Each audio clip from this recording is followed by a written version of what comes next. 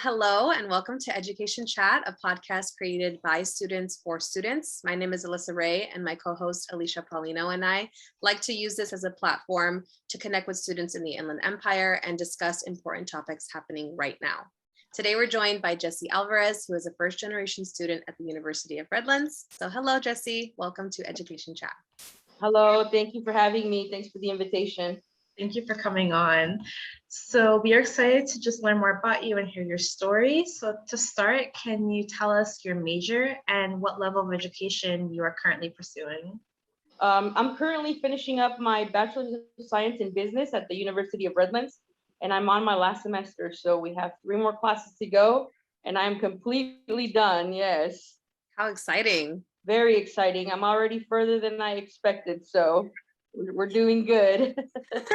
That's great. So I'd like to go back to before your post-secondary education even began. I want to ask, was college ever in the plans for you after high school? And if not, what made you want to pursue a college degree? It was not. Furthering my education was not. I grew up with very strict parents. And back in my time in the 90s, the only thing that I was asked from them was to complete high school. And that was a struggle. I actually suffered from ADD, so going through school and doing all that just made it that much harder. So for me, it was never an option, never a question of will I ever do it. It was just a simple no. The struggle for me was just too hard, and I didn't want to do it. Not that I couldn't do it. Now I know that I could have done it. I didn't want to do it. I didn't want to struggle any longer.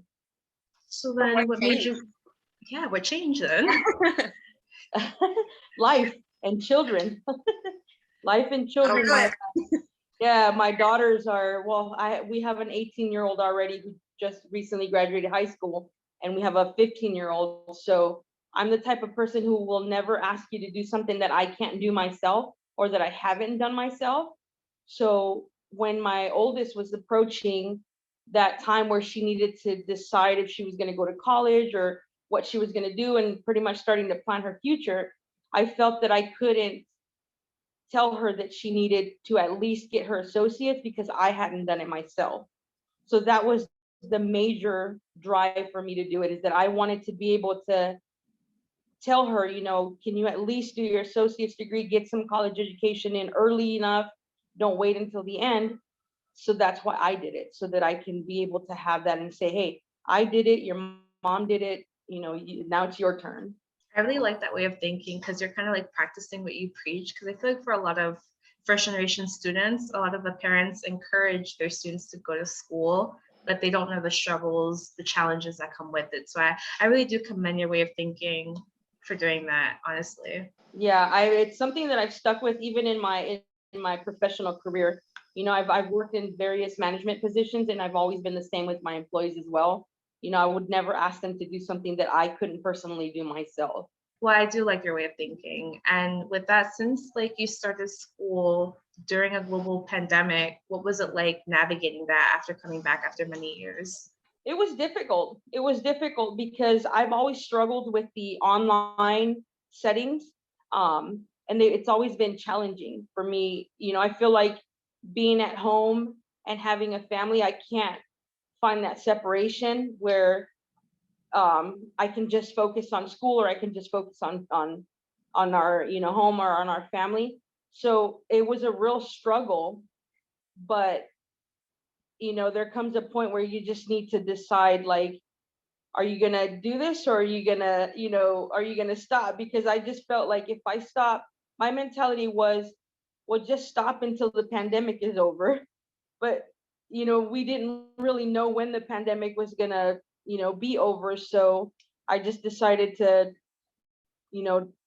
tackle those fears and just reach out to whoever I could for help, or to kind of just get me back on track and stuff. So it was difficult at the beginning, but now that I'm reaching the end of my educational career, at least with my bachelor's degree, it's become easier. I'm glad that it did become easier for you over time, because it would have been a shame for you to just give up and quit during that difficult time. For all of us, it was so hard. It was a struggle just with the uncertainty of the entire world, and then just it's a lot, you know, which kind of leads me to my next question, actually, which is that I feel like there comes a point in every student's life where they feel this intense amount of pressure and they question if it's all worth it. Was there ever a moment like that for you in your educational journey? Yes, definitely. Definitely, yes. My first year at Redlands, like I said, the online setting was always a struggle. Um, the one class that I took at Valley College that was online, I ended up dropping because I just I couldn't handle the stress, the pressure, the atmosphere. So the first year of at Redlands, it was, it was struggling, it was kind of hard and, stuff like that. And sometimes we get that in our minds, like we already have that experience in our head. I already had that Valley College experience in my head that I couldn't handle that one online class. So it kind of like transferred with me to Redlands. And of course, like there was no other option. You either do the online classes or you don't do school at all. And I felt like I told you guys earlier, I'm already further than I expected for myself. So it was kind of well, are you going to stop now or are you going to continue? So it took a lot. It took a lot of talks with my wife, with my family, with my parents, and luckily I had that support from both of my parents and my spouse to cheer me on, kind of like encourage me, like, you've already gone this far, you've gone further than you expected, like, just keep going, don't overwhelm yourself, maybe bring down a couple of the classes that you have. But, luckily the program that Redlands has, it's very good for people like me. It's a couple of classes at a time, once a week. So it kind of helps.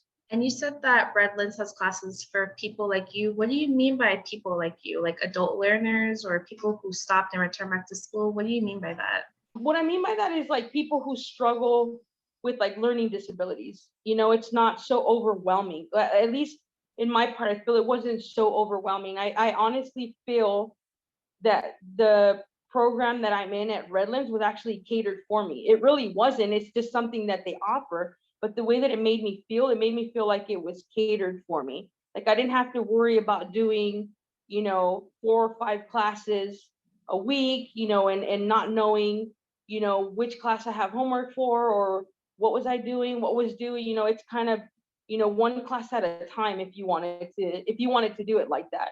Just one class at a time, just focus on that. And then, the next semester. So the first semester I took a couple of classes just to kind of get my feet in the water and see what it was like. And once I figured out that the program is good and that it worked for me and it was easy for me to follow and not get so overwhelmed, I started taking a couple more classes per term.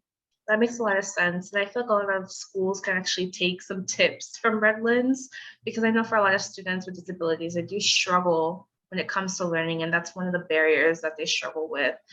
So I really do appreciate you kind of shining light on that, because it's not really talked about. It's kind of like taboo in a sense. Yeah, I agree. I agree with you.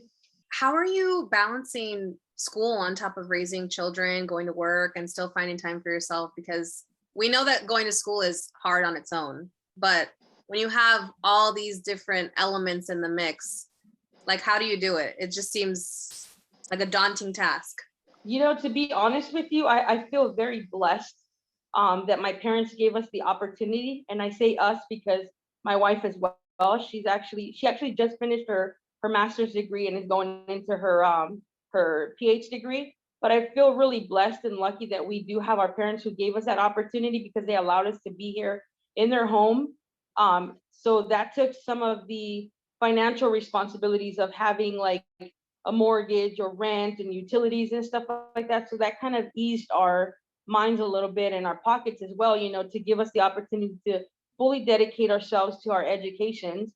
And as far as like family goes, like I said, our daughters are a little older now, so it kind of makes it easy. They're self-sufficient. There's been times where we've all sat down, the 4 of us have sat down at the dinner table working on homework, simultaneously. It's kind of like a family meeting, but we're all doing homework, so that, that's kind of nice as well. We don't have to, I feel like even though I started late, I feel like it was the right timing for me. Everything seemed to have lined up for me. So I feel really blessed that that happened. Like I said, my kids being a little older, I don't have to worry about little ones distracting me or having to, take care of them, see what they're doing, what have you, and being able to be here, with my family and with my parents. It's just it kind of makes it easier. So just handling all of that, I feel like I have a huge team behind me helping me. And you mentioned your children. If you don't mind me asking, how old are they? We have two girls. My oldest is already 18 and the youngest is 15. And I really do like how you mentioned earlier that you like to lead by examples. So can you talk a little bit more about how important it is to you personally to lead by example for not only your kids, but in your life and your work and the people around you? To me, it's very important. And I think it probably has to do with the way that I was raised. My dad has always been a really hard worker and has always, just done that, like led by example. And I in a way, I kind of get the whole, like, don't do something, or I can't ask you to do something that I wouldn't do myself, because in a way, my parents are kind of like that as well. Not so much like I am, as strict as I am with it, but in a way, they also, with my dad always working and always kind of, he's a really smart man. He loves watching like documentaries and all this and that. So you can have a conversation with him. My father, actually, I believe he only did about first grade in elementary, and that's all the education he had. But if you sit down and have a conversation with him, you'll think he's a genius. I mean, this guy really self-taught himself through documentaries, through just learning. And, so he, in a way, even though he didn't have the same opportunities that I had, in a way, he self-educated himself and kind of like pushed himself to learn and to become a better person.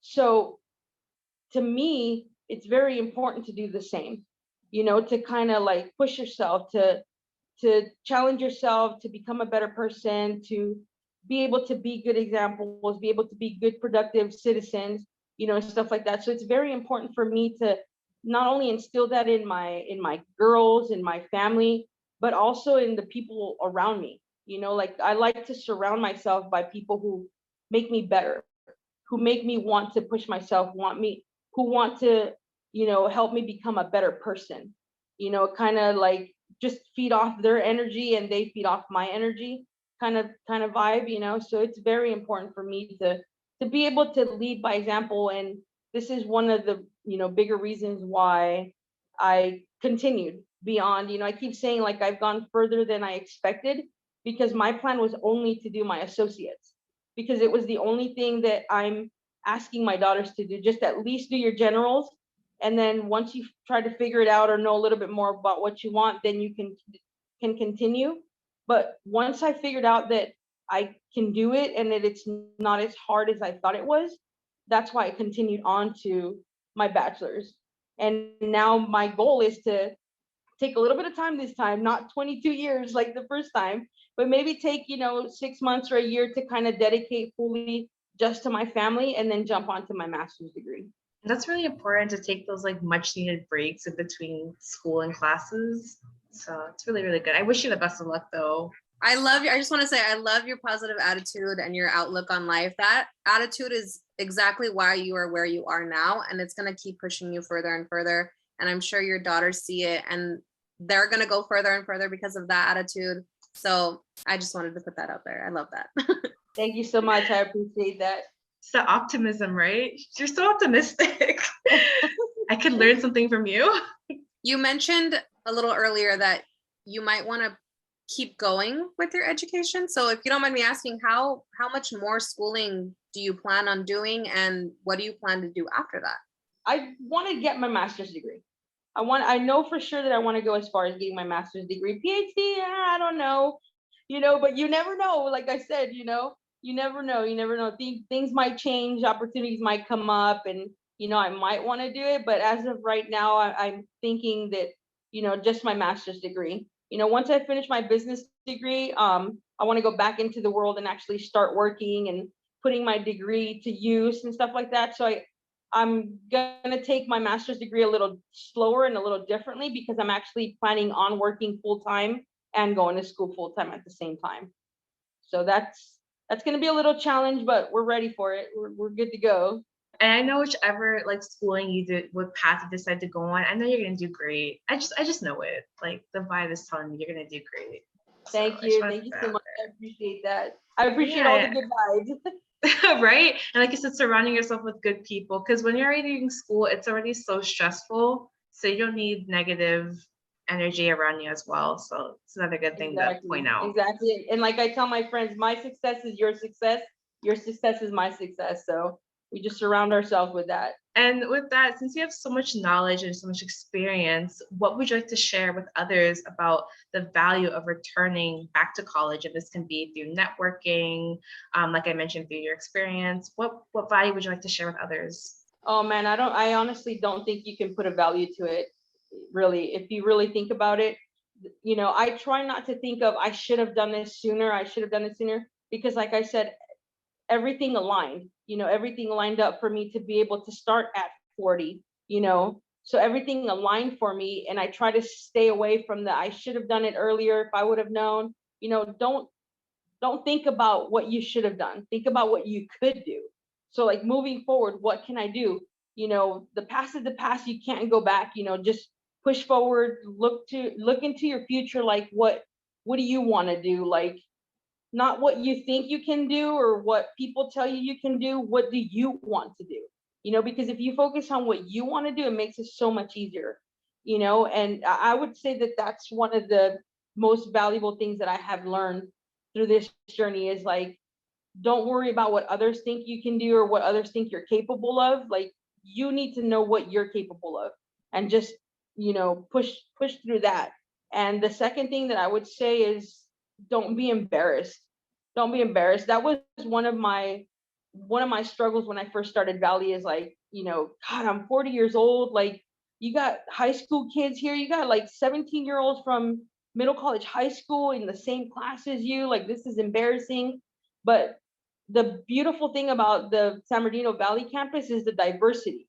There's so many age groups and races and, you know, ethnicities and it's just the group, the diversity is just amazing and it just makes you feel so welcoming, you know. So don't be afraid to just jump into it. Your associate's degree is only 2 years if you wanted to, so just do the 2 years and, you know, I guarantee that you're going to want to do more once you realize how easy it is and how satisfying it is and how good it makes you feel that you've accomplished, you know, such great, for lack of a better word, like thing in your life, you know, like just jump on it, do it. Don't be afraid, ask questions, get help, reach out. There's somebody in your circle that can help you out. And if there isn't, you need to find another circle.